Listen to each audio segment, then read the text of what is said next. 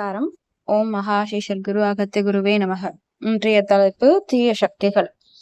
தீய சக்திகள்னு கேட்டோம்னா நம்மளுக்கு என்ன தெரியுது? ஆவி, பூதம், ஏதோ ஒரு கஷ்டம் அப்படின்ற இல்லையா? அதேதான். இது கஜராஜ சுவாமிகள் கேக்குறாங்க, கெட்ட ஆற்றல்கள் என்றால் என்ன? இத்தகைய தீய சக்திகளுக்கு எதிரான தீர்வுகள் யாவை? அகத்திய முனிவர் சொல்றாங்க, சில நாட்களுக்கு முன்பு நீங்கள் கொடுத்த எலுமிச்சை கருப்பாக மாறிவிட்டது என்று ஒரு நபர் உங்களை தொடர்பு கொண்டார். இதன் அடிப்படையில் பின் வருவனவற்றை பற்றி சில குறிப்புகளை உங்களுக்கு வழங்க விரும்புகிறேன். கெட்ட ஆற்றல் என்றால் என்ன? இது எவ்வாறு பரவுகிறது அல்லது அது மற்றொரு நபருக்குள் எவ்வாறு வேண்டுமென்றே செலுத்தப்படுகின்றது? ஏன் கருப்பு நிறம்? இதற்கு ஏதேனும் பரிகாரம் உள்ளதா? எதிர்மறை ஆற்றலில் 4 வெவ்வேறு வகைகள் உள்ளன. முதல் வகை துன்பத்திற்கு உள்ளாகும் நபர்களிடமிருந்து வெளிப்படும் கர்ம சக்திகளை கொண்டுள்ளது. இரண்டாவது வகை நோயால் பாதிக்கப்பட்ட நபர்களின் ஆற்றல் துறையில் இருந்து வருகின்றது. அப்புறம் மூன்றாவது வகை கோபம் அல்லது பொறாமையின் வெளிப்பாடுகள் மூலம் உற்பத்தி செய்யும் எதிர்மறை ஆற்றல் அடங்கும். இந்த வகைகள் 4வது வகையை உருவாக்கும் தீய அல்லது தீங்கிழைக்கும் ஆவிகளிடமிருந்து வேறுபட்டவை. இந்த 3 4வது வகையை கொஞ்சம் வேறுபட்டதுன்னு சொல்றாங்க. ஃபர்ஸ்ட் 3 ரொம்ப அது எப்படி சொல்றது அப்படின்னா, முதல் வகை ஒரு நபர் கர்மம் ஏதோ ஒரு துன்பத்துல அவங்க இருந்து அவங்க பெற்றுட்டு வந்த கர்மத்தினால நீங்க அவங்க கூட ஜாயின் ஆகும் போது அதன் மூலமா நீங்க அனுபவிப்பீங்க ஒண்ணு. இல்லைன்னா ஏதோ ஒரு நோய் வாய்ப்பட்ட ஒரு விஷயங்கள் ஒரு நபர்கிட்ட இருந்து அந்த ஆற்றல் உங்களை இது பண்ணும். இல்லைன்னா 3வது பொறாமையினால இல்லைன்னா கோபத்தால ஒருத்தவங்க நீ நல்லா இருக்க மாட்ட, நீ எப்படி நல்லா இருக்க அப்படின்னு சொல்றவங்க மூலமா எதிர்மறை ஆற்றல் வருது. இந்த 3 வகையோட இந்த 4வது வகை ரொம்ப ரொம்ப வேறுபட்டது. அது என்ன அப்படின்னா, ஆவிகளிடமிருந்து தீங்கிழைக்கும் தீய ஆவிகளிடமிருந்து வர்ற விஷயம் அப்படின்னு சொல்றாங்க. சரிங்களா? இப்ப எதிர்மறை ஆற்றலில் 4 தனித்துவமான வடிவங்கள் உள்ளன. அவை சுற்றியுள்ள வளிமண்டலத்தில் இருக்கலாம் அல்லது வெளிப்புற மூலங்களால் ஒரு நபரை நோக்கி வேண்டுமென்றே செலுத்தப்படலாம். சில எதிர்மறை ஆற்றல்கள் அவற்றை அகற்றுவதற்கு பயன்படுத்தப்படும் பொருட்களுடன் தங்கள் இணைத்துக் கொள்ளும் திறனை கொண்டுள்ளன. இத்தகைய அசுத்தமான பொருட்களுடன் தொடர்பு கொள்பவர்களுக்கு தீங்கு விளைவிக்கும் என்பது கவனிக்கத்தக்கது. இன்னொருக்க வாசிக்கிறேன். இங்க பாருங்க, நீங்க ஏதோ ஒரு அசுத்தமான, அதாவது ஒரு தீங்கிழைக்கும் ஒரு விஷயம் இருக்கு, கெட்ட ஆற்றல் ஒரு இடத்துல இருந்து அந்த பொருளை நீங்க தொடும் போது, வைக்கும் போது, வீட்டுக்கு கொண்டு வரும் போது கூட அதை தீங்கு விளைவிக்கும் உங்களுக்கு அப்படின்னு சொல்றாங்க. பாதிக்கப்பட்டவர் எதிர்கொள்ளும் பிரச்சனைகள் அவர்கள் கையாளும் குறிப்பிட்ட வகை எதிர்மறை ஆற்றலால் தீர்மானிக்கப்படுகிறது. கர்ம ரீதியாக எதிர்மறை நபர்களிடமிருந்து வெளிப்படும் மோசமான ஆற்றல் பற்றிய கருத்து. ஃபர்ஸ்ட் வகை, சரியா? கணிசமான அளவு எதிர்மறை கர்மாவை கொண்ட நபர்கள் தங்கள் இருப்பிலிருந்து எதிர்மறை ஆற்றலின் தொடர்ச்சியான ஓட்டத்தை வெளியிடுகிறார்கள். ஆன்மீக பாதுகாப்பு அல்லது தெய்வீக தலையீடு இல்லாத நபர் அத்தகைய நபர்களுக்கு அருகாமையில் வசிக்கும் போது இந்த ஆற்றல் கேள்விக்குரிய நபரை மட்டுமல்லாமல் அவர்களை சுற்றியுள்ளவர்களையும் பாதிக்கலாம். இது முதல் வகை. இதுக்கு பரிகாரமும் ஐயன் சொல்றாங்க பாருங்க. அப்படிப்பட்டவர்களை உங்களால் முடிந்தவரை உங்கள் குடும்பத்திலிருந்து விலக்கி வைப்பது நல்லது.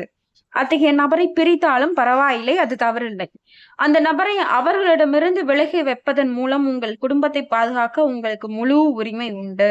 சரியா? இப்ப 2வது வகை பார்க்கலாம். நோயுற்ற நபர்களிடமிருந்து வரும் கெட்ட ஆற்றல் பற்றிய கருத்து. இது அறியப்பட்ட மற்றும் ஏற்றுக்கொள்ளப்பட்ட அறிவியல் அடிப்படையிலான சிகிச்சை முறையை தவிர வேறு வழிகளில் குணப்படுத்தும் நடைமுறையை குறிக்கிறது.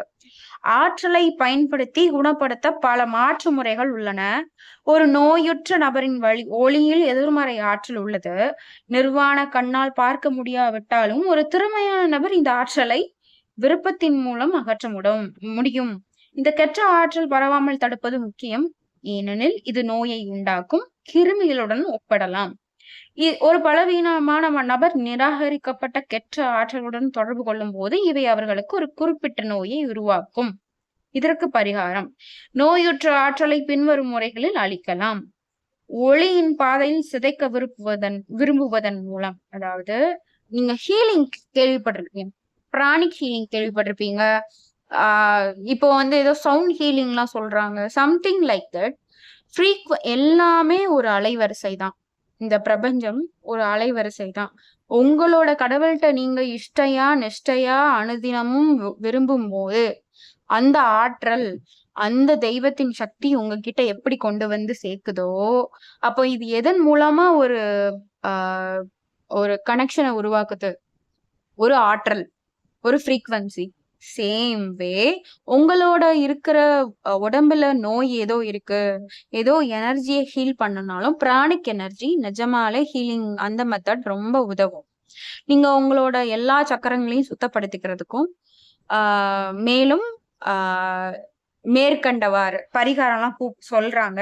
அது பாருங்க. கெட்ட ஆற்றலை உப்பு நீரில் செலுத்துவதால் அது சிதைந்து விடும். நீங்க வந்து கல்லுப்பு போட்டு குளிங்க. ஆரத்தி போன்ற சடங்குகளை செய்வது, அங்கு தூபம் அல்லது கற்பூரத்தை கடிகார திசையில் நகர்த்துவதன் மூலம் நோயுற்ற ஆற்றலை எரிக்க வேண்டும். உங்களுக்கு புரியுதுன்னு நினைக்கிறேன். சூடம் சுத்தி வைப்போம்ல, ஆரத்தி எடுப்போம், அந்த மாதிரி கடிகாரம் தான் கிளாக் வைஸ்ல சுத்துங்கன்னு சொல்றாங்க. சுத்தி வெளியே போட்டு எரிங்க. ஒரு எலுமிச்சையை வைப்பது நோயுற்ற ஆற்றலை உறிஞ்சுவதற்கு அனுமதிக்கிறது. இது என்னன்னு பாருங்களேன். ஒரு எலுமிச்சை வீட்டுல வந்து அழுகக்கூடாதுன்னு நம்ம கேள்விப்பட்டிருக்கோம். காஞ்சு போகலாம், அழுகக்கூடாதுன்னு நம்ம முன்னோர்கள் சொல்லி நம்ம கேள்விப்பட்டிருப்போம். அது என்ன அப்படின்னா இதுதான் அதுக்கு அறிகுறி. என்ன அறிகுறி அப்படின்னா, ஒரு விஷயம் வந்து அழுகுதுன்னு வச்சுக்கோங்க, எலுமிச்சை வச்சு அது அழுகுது அப்படின்னா அதுல கெட்ட ஆற்றல் இருக்கு, அது உறிஞ்சுக்குச்சு, அதை தூக்கி கால் படாம மிதிப்படாம எங்கேயோ தூர தூக்கி போட்டுருங்க. அப்படி கூட கெட்ட ஆற்றலை வெளியே நகர்த்த முடியும். அடுத்து பாருங்களேன், சாபம். இது சிந்தனை அல்லது வாய்மொழி சாபத்தின் வடிவத்தில் ஒரு சக்தி வாய்ந்த ஆற்றல். இந்த பண்பை கொண்ட ஒரு நபர் தங்கள் செயல் மற்றும் அவர்களின் சாபங்கள் மூலம் மற்றவர்களை பாதிக்க உயர் ஆன்மாவாக இருக்க வேண்டும் அல்லது அமானுஷ்ய சக்திகளை கொண்ட ஒரு தீய நபராக இருக்க வேண்டும். இரண்டுமே அபார சக்தி வாய்ந்தவை. இது மற்ற கெட்ட ஆற்றல்களிடமிருந்து வேறுபட்டது, ஏனெனில் அது ஒரு குறிப்பிட்ட நபரை நோக்கி இயக்கப்படுகின்றது. தூய்மையான ஆன்மீக ரீதியில் உயர்ந்த ஒருவரை சாபங்கள் பாதிக்காது. திரும்ப வாசிக்கிறேன். தூய்மையான ஆன்மீக ரீதியில் உயர்ந்த ஒருவரை சாபங்கள் பாதிக்காது. வலுவான மன உறுதி கொண்ட ஒருவரை இது பாதிக்காது. கடவுள்களாலும் குருக்களாலும் பாதிக்கப்பட்ட ஒருவரை இது பாதுகாக்கப்பட்ட ஒருவரை இது பாதிக்காது. சில சமயங்களில் ஆன்மீக சக்தி கொண்ட நபர்கள் உத்தேசிக்கப்பட்டு பாதிக்கப்பட்டவரை பாதுகாக்க முடியும். உங்களுக்கு புரியுதுன்னு நினைக்கிறேன். அந்த நபர் ஏற்கனவே குறிவைக்கப்பட்டிருந்தால் எதிர் மந்திரங்கள், எதிர் யந்திரங்கள் மற்றும் வலுவான எதிர் எண்ணங்கள் இந்த எதிர்மறை எண்ணங்களை அவற்றின் மூலத்திற்கு திருப்பி விடலாம். ரொம்ப ஒரு அற்புதமான விளக்கம் இது.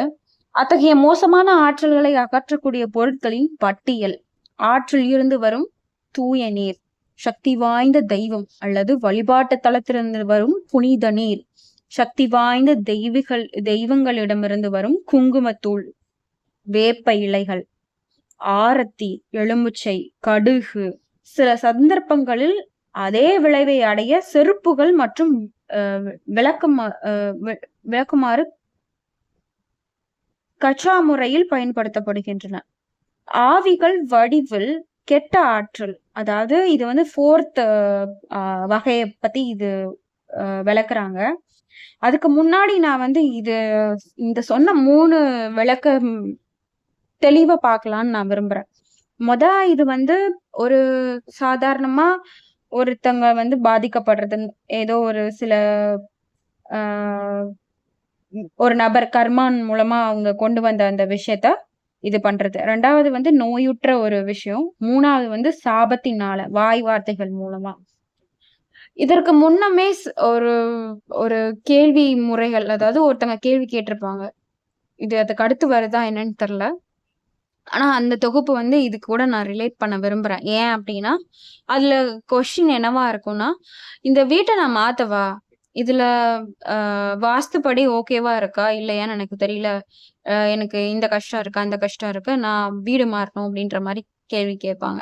அப்ப ஐயா சொல்லுவாங்க, வாஸ்துன்றது ரொம்ப பார்த்துட்டு இருக்க தேவையில்லை, கொஞ்சம் ஓரளவு பாருங்க, அது அந்தந்த இடத்துல இருக்கணும். அதை மீறி ஏதோ ஒரு விஷயம் ஒரு வீட்டுக்கு வீட்ல இருக்கீங்க. அப்போ ஏதோ ஒரு பாதிப்பு ஏற்படுது. அப்போ வாஸ்து சரியில்ல அப்படின்னு உங்களுக்கு யாராவது சொல்லும்படி, கேட்கும்படி உங்களுக்கு ஒரு தகவல் வந்துச்சுன்னா, நீங்க கும்பிடுற தெய்வம், உங்களோட குரு உங்கள பாதுகாக்குறாங்க அப்படின்ற ஒரு மனமார நம்புங்க. உங்களால அந்த விஷயங்கள்ல இருந்து வெளிவர முடியும்னு சொல்றாங்க.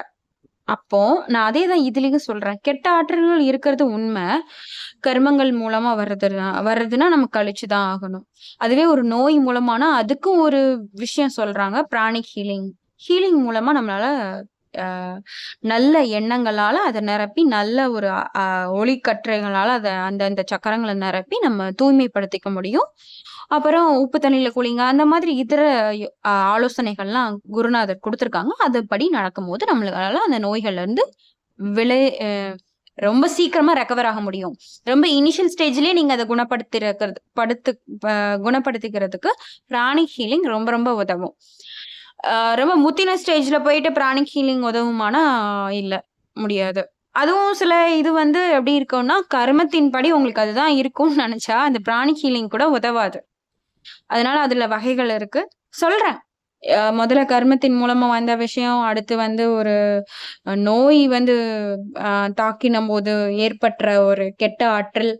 அடுத்து யாரோ ஒருத்தவங்க சாபம் விடுறாங்க அப்படின்றப்போ வரம்போது மன உளைச்சல், நம்மளுக்கு அவங்க வேவி விடும்போது நம்மளுக்கு ஏதோ உடம்பெல்லாம் பண்ணும். நம்ம காரியங்கள் தடையாகும். அந்த மாரிலாம் இருக்கும். யாரோ சாபம். அப்போ என்ன சொல்றாங்கன்னு பாருங்களேன். சாபம் விடுறவரு ஒரு புனிதமானவரா இருக்கணும். ரொம்ப பக்தியா எல்லாம் அறத்துலலாம் சிறந்து விளங்கி ஒரு ஒரு ஸ்டேஜ்ல அவங்க இருக்குறாங்கன்னா, அவங்க விடுற சாபம் பலிக்கும். அது அ அதே அதே மாரி ஒரு அமானுஷ சக்திகள் கொண்ட ஒரு தீய நபராக கூட அவங்க இருக்கலாம். ஆனா 2மே ரொம்ப அபார சக்தி வாய்ந்தவைன்னு சொல்றாங்க.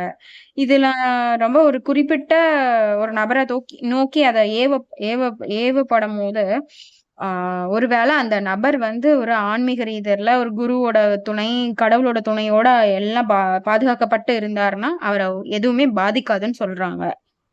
அப்போ என்ன புரிஞ்சுக்கணும்? இதுல இருந்து நம்மளுக்கு என்ன புரியுது? அப்டின்னா, முழு சரணாகதி, சரண்டர் அப்டின்ற வார்த்தைய தான் ஒரு கடவுள், ஒரு குரு வந்து எதிர்பார்க்குறாங்க. என்னதான் கருமங்களா இருக்கட்டுமே, உங்க கால்ல வந்து ஒரு ப பெரிய கத்தி, கடப்பார கால்ல வெட்டணுன்றதுக்கு பதிலா, அங்க ஒரு முள் வச்சு ஒரு சின்ன சம்பவத்த ஏற்படுத்தி பாதுகாக்கிற கூடிய சக்திகள் நம்ம குருமார்கள்ட்ட, நம்மளோட தெய்வங்கள்ட்ட இருக்கு. இததான் விரும்புறாங்க. ஆக மொத்தம் வெளி நடக்கிற விஷயங்கள் வந்து உன்னை அஃபெக்ட் பண்ணக்கூடாது அப்படின்னா, முதல்ல நீ உன்னை தூய்மைப்படுத்திக்கோ. உன்னைய நீ தயார்படுத்து. ஒரு கடவுளோட அனுக்கிரகம் உனக்கு கிடைக்கணும்னா, உன்னைய முதல்ல நீ தயார்படுத்து. தயார்படுத்துறதுனா என்ன?